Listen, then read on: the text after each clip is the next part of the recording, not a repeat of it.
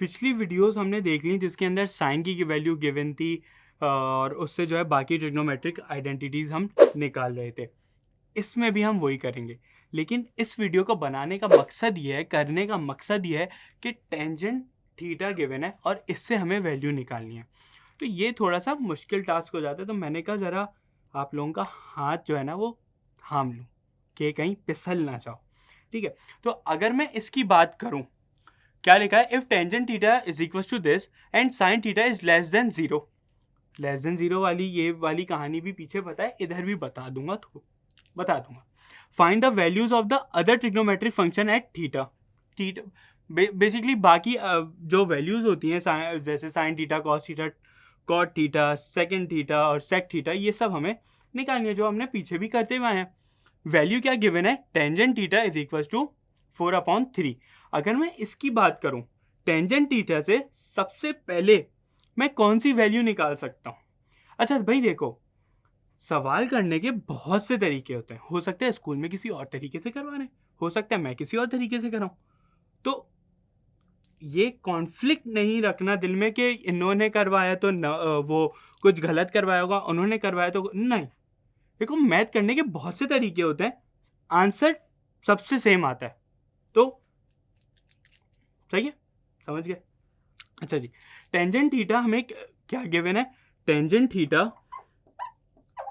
Is equal to 4/3 given है। Tangent theta से जो मैं अगली वैल्यू निकाल सकता हूं, जो पीछे भी हमने एक आइडेंटिटी एक पढ़ी है, कौन सी पढ़ी है, 1 plus tangent square theta is equal to sec square theta. उससे हमारी क्या वैल्यू आ सकती है, उससे हमारी वैल्यू आ सकती है कौन सी, सेक सेक की वैल्यू आ सकती है। ठीक है, तो आओ ज़रा सा निकालते हैं कि क्या होगी, किस तरीके से होगी। तो अगर मैं वैल्यू की बात करूं तो 1 प्लस टेंजेंट स्क्वायर थीटा है, तो डायरेक्ट अगर मैं वैल्यू पुट करूं तो 4/3 का whole square is equal to sec square theta. Okay, तो अगर मैं इसकी बात करूं कि अगर मैं इसको अब सेक स्क्वायर थीटा की मुझे वैल्यू निकालनी है, तो इसको मुझे सॉल्व करना होगा।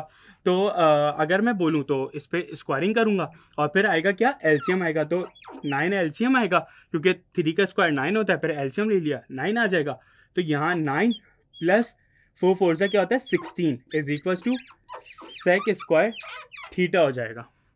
ओके, तो ये हो गया। अब सेक स्क्वायर की वैल्यू आ रही है, ज़रा वैल्यू निकाल लेते हैं। ठीक है, तो आओ निकालते हैं कि क्या हो जाएगा। ये हो जाएगा 25, तो sec square theta is equal to 25/9।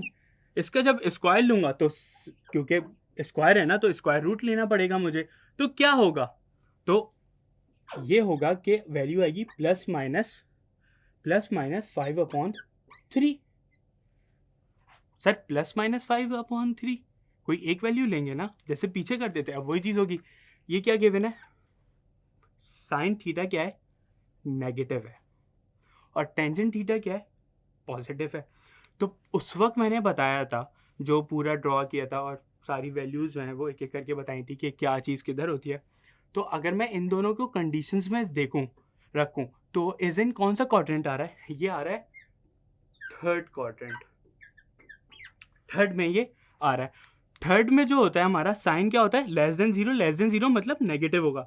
तो जब साइन भी हमारा नेगेटिव आ रहा होगा और कॉस भी हमारा क्या आ रहा होगा, नेगेटिव आ रहा होगा, उसी की वजह से सेक भी हमारा क्या आएगा, नेगेटिव आएगा। तो सेक की भी हम क्या वैल्यू लेंगे, तो sec theta is equal to -5/3। Sec की वैल्यू आ गई हमारी, तो आ गई, भाग ना जाए, डिब्बे में बंद कर लो। ठीक है, ये हो गया। अब सेक की वैल्यू हो गई, अब कॉस की वैल्यू निकालते हैं।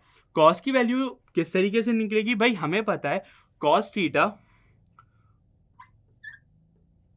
थीटा बराबर होता है 1/सेक थीटा के। सेक थीटा बराबर है -5/3 के। जब इसके अंदर मैं वैल्यू पुट करूंगा सेक थीटा की, तो वो रेसिप्रोकल हो जाएगी, 3 ऊपर चला जाएगा, 5 नीचे आ जाएगा, माइनस लग जाएगा। तो कॉस की वैल्यू क्या आ गई, -3/5 आ गई। किसकी वैल्यू? कॉस की वैल्यू। अब बस हम यहीं रुक जाएंगे।